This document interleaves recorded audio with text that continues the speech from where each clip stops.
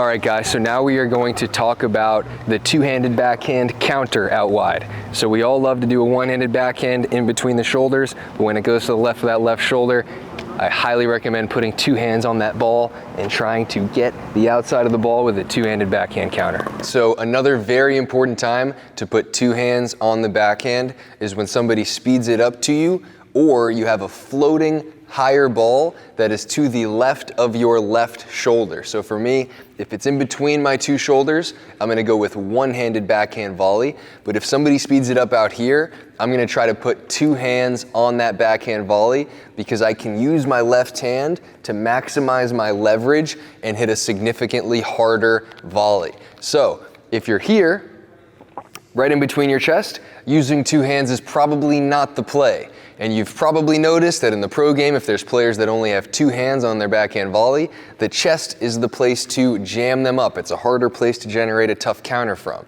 But if you're out here, two-handed backhands are a lot more powerful. The wider you go, the more power you have. If you have a one-handed backhand counter, if you reach like this, you get less and less powerful the more that you reach. And if you're somebody who only volleys with one hand, you might notice that that is the case. You feel great here, feel okay here, and then you don't feel so great out here.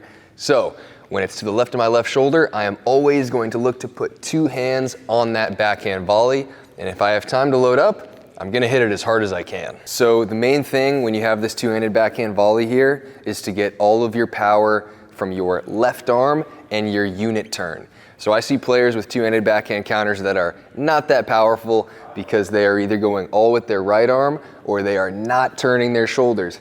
This is not the motion.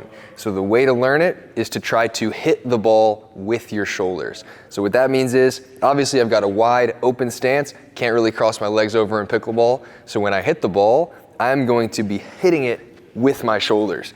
And a way to actually practice that is to get your paddle in a ready position and just get comfortable without moving your hand at all. Just get used to it like this, hitting the ball with your shoulders, and then actually hit the ball. Use your shoulders, that's the way you get the most power on this shot.